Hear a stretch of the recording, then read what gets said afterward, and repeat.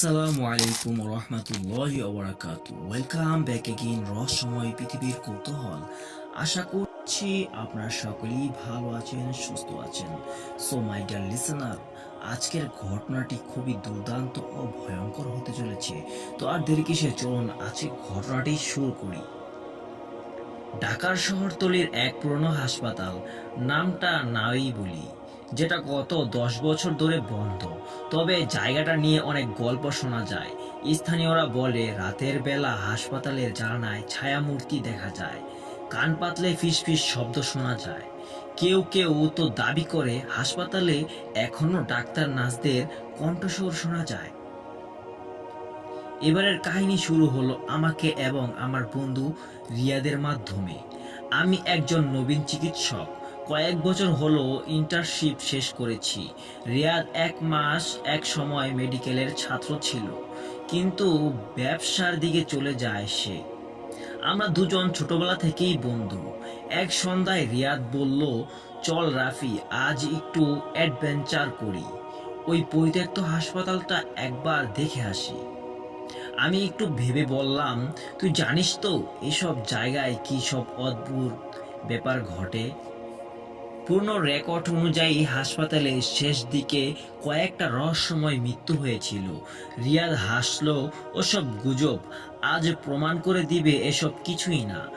সন্ধ্যা গড়িয়ে রাত নামলো, দুজন মিলে একটা টর্চ লাইট আর ক্যামেরা নিয়ে বেরিয়ে পড়লাম।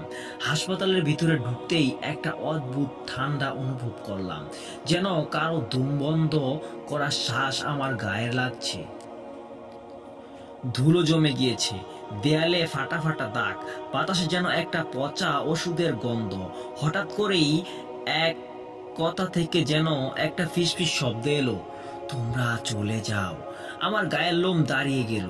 রিয়াদ আমার দিকে তাকিয়ে বলল, তুই শুধু বাতাসের শব্দ ভয় পাবি না। কিন্তু তখনও বুঝিনি আসল ভয় আমাদের জন্য অপেক্ষা করছিল। আমরা হাঁটতে হাঁটতে 303 নাম্বার কেবিনের সামনে দাঁড়ালাম।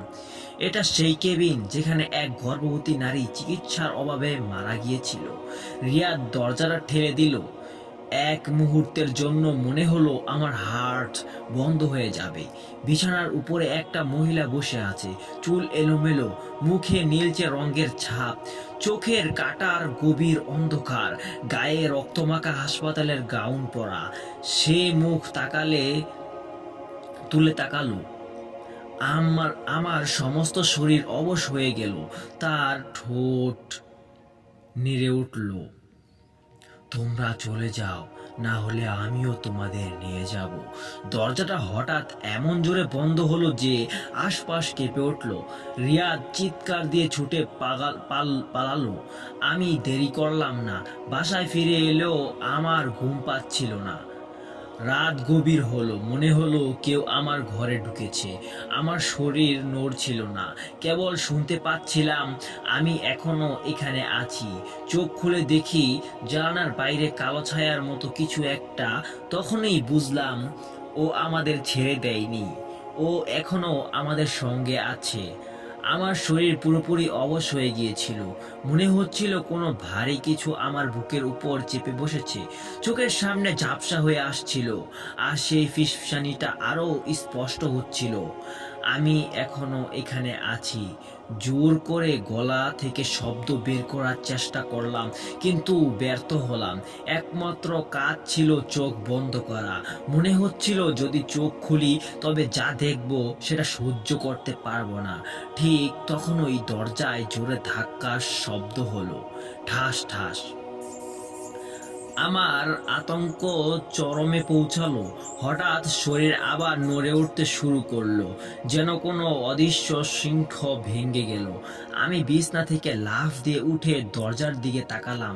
দরজা তখনও কাঁপছিল, যেন কেউ বাইরে থেকে পাগলের মতো ধাক্কা দিচ্ছে।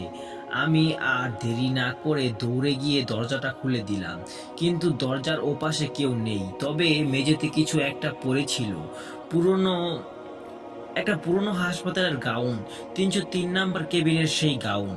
পরদিন সকালে আমি রিয়াদকে ফোন দিলাম, কিন্তু সে ধরল না। ঘন্টাখানেক পর তার মা ফোন করলে কাপা কাপা গলায় বললেন, রাফি তুই তাড়াতাড়ি চলে আয়, রিয়াদের অবস্থা ভালো না। আমি ছুটে গেলাম ওর বাসায়।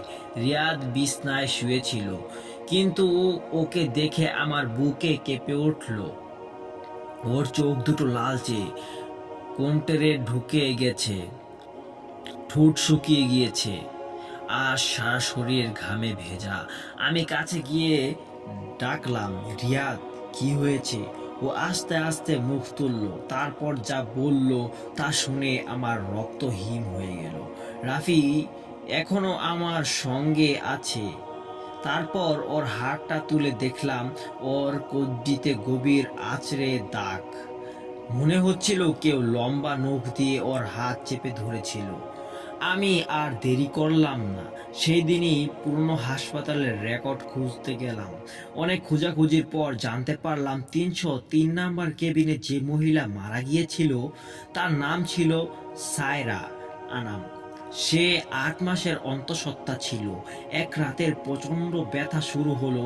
নার্সরা ডাক্তারকে খুঁজতে যায়, কিন্তু তখন হাসপাতালের স্টাফ ছিল খুবই কম।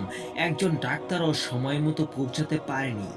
সায়রা মৃত্যুর আগে বারবার বলছিল, আমাকে বাঁচান, আমার সন্তানকে বাঁচান, কিন্তু কেউ তাকে সাহায্য করতে পারেনি। পরদিন সকালে নার্সরা এসে দেখে সায়রা নিজেই নিজের পেট কেটে ফেলেছে। রক্তে ভেসে যাচ্ছিল পুরো কেবিন।